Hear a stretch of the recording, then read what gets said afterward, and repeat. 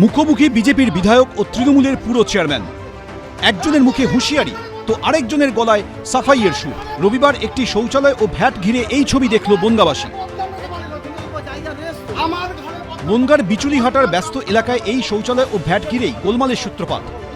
দুর্গন্ধ বেরোয় বলে এটি ভাঙার দাবি জানিয়ে আসছিলেন স্থানীয় বাসিন্দাদের একাংশ, আবার ভাঙার বিরোধিতা করে স্থানীয় ব্যবসায়ীরা। এই পরিস্থিতিতে রবিবার তৃণমূল পরিচালিত বনগাঁ পুরসভার চেয়ারম্যানের উপস্থিতিতে কর্মীরা এই শৌচালয় ও ভ্যাট ভাঙতে গেলে তুলকালাম বাঁধে।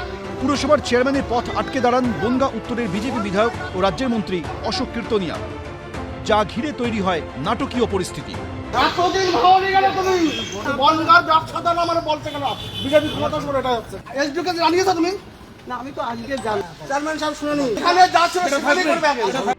বনগাঁ পুরসভা সূত্রে খবর, তাদের বোর্ড মিটিংয়ে বনগাঁর বিচুলিহাটার ওই ভ্যাট ও শৌচালয়টি ভাঙার সিদ্ধান্ত নেওয়া হয়।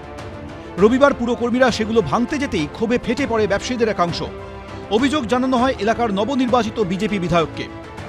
খবর পেয়ে ঘটনাস্থলে গিয়ে কাজ বন্ধের নির্দেশ দেন মন্ত্রী ও বনগাঁ উত্তরের বিজেপি বিধায়ক অশোক কীর্তনিয়া। তৃণমূলের চেয়ারম্যানকে নতুন করে ওই শৌচালয় গড়ে দেওয়ার নির্দেশ দেন। ওখানে বাথরুম ৬০-৭০ বছর পুরনো বাথরুম, কারো ব্যক্তি স্বার্থ চরিতার্থ করার জন্য ওই এরিয়ার টবাজারের ব্যবসায়ীদের স্বার্থ বিঘ্নিত হবে, এটা এমএলএ মন্ত্রী অশোক কীর্তনিয়া হতে দেবে। বনগাঁ উত্তর বিধানসভায় যেটাই ডিসিশন ভাঙাভাঙি করতে হবে পৌরসভাতে, বনগাঁর যিনি এসডিএস এর প্রশাসক তার অনুমতি নিতে হবে। আমি মন্ত্রী আছি, আমাকে সেটা জানাতে হবে। বোর্ড মিটিং এ সিদ্ধান্ত হয়েছিল যে হীরামনগলির একদম মধ্যস্থলে একটা বাথরুম আছে, সেখানে দুর্গন্ধ ছড়ায়, ওটা ভেঙে দিতে হবে। এলাকার যারা আদিবাসী বিন্দু তারা বলছে ভাঙতে, এলাকার ব্যবসাদাররা বলছে না ভাঙবেন না। এমআইসি বলে গিয়েছে যেটা ভাঙা আছে সেই জায়গায় আগামীকাল আমরা পৌরসভার তরফ থেকে একটা ইউনিয়ন তৈরি করে দেবো। বনগাঁ পুরসভা সূত্রে খবর, খুব তাড়াতাড়ি ওই এলাকাতেই নতুন করে গড়ে দেওয়া হবে শৌচালয়। সমীরণ পাল, এবিপি আনন্দ, উত্তর ২৪ পরগনা। বিধানসভার সই জালিয়াতি কাণ্ডে সোমবার সিআইডির কাছে হাজিরা এড়ালেন অভিষেক বন্দ্যোপাধ্যায়। এদিন বিকেলেই অভিষেক বন্দ্যোপাধ্যায়ের কালীঘাট রোডের বাড়িতে পৌঁছে গেল সিআইডি। আগামী সোমবার ফের ভবানী ভবনে অভিষেক বন্দ্যোপাধ্যায়কে হাজির হতে নির্দেশ দেওয়া হয়েছে। সিআইডি তদন্তকারী আধিকারিকদের টিম তারা কিন্তু এসে পৌঁছায় অভিষেক বন্দ্যোপাধ্যায় কালীঘাট রোডের যে বাড়িতে অভিষেক বন্দ্যোপাধ্যায় রয়েছেন। একজন ফটোগ্রাফারকে নিয়ে আসা হয়েছে। বাড়ির চারপাশে কি পরিস্থিতি, সেই বিষয়টা ভিডিওগ্রাফি করছে। বিধানসভায় সই জালিয়াতি কাণ্ডের তদন্তে সোমবার অর্থাৎ ১ জুন অভিষেক বন্দ্যোপাধ্যায়কে ভবানী ভবনে হাজির হতে বলা হয়েছিল। তবে সোনারপুরের ঘটনা উল্লেখ করে ও অসুস্থতার কারণ দেখিয়ে ১৫ দিন সময় চেয়ে সিআইডিকে চিঠি দেন অভিষেক বন্দ্যোপাধ্যায়। সিআইডি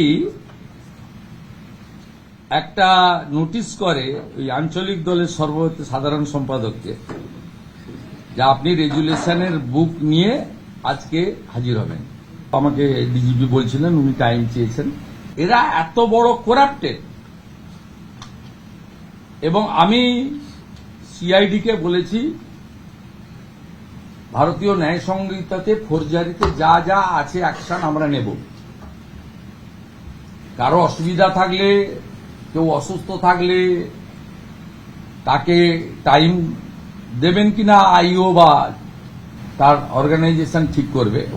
সোমবার বিকেল ৫টা ৫০ নাগাদ ফের একটি নোটিশ দিতে অভিষেক বন্দ্যোপাধ্যায়ের কালীঘাট রোডের বাড়িতে পৌঁছে যায় সিআইডি।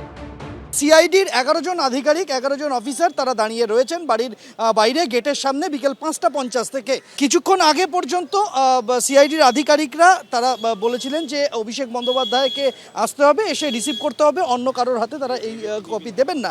পরবর্তীতে আমরা দেখলাম যে শারীরিক অসুস্থতার কারণ তিনি জানালেন এবং তার যিনি প্রতিনিধি এলেন তিনি এসে সেই কপি নিয়ে গিয়েছেন।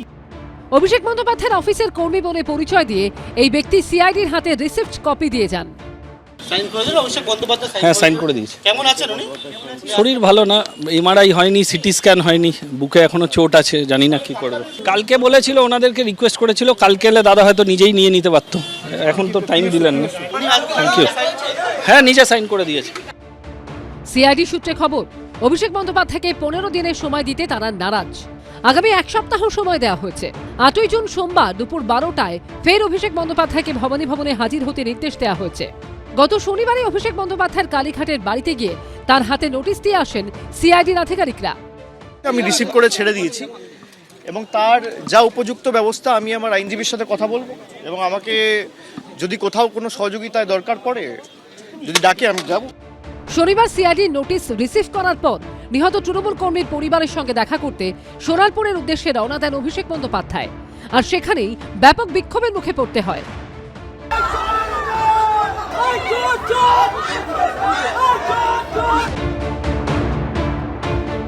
কলকাতায় ফেরার পর প্রথমে অ্যাপোলো ও পরে বেলভিউ হাসপাতালে নিয়ে গেলেও কোথাওই ভর্তি হতে পারেননি অভিষেক। এদিকে শারীরিক অসুস্থতার কারণে সোমবার সিআইডির কাছে হাজিরা এড়ান তিনি।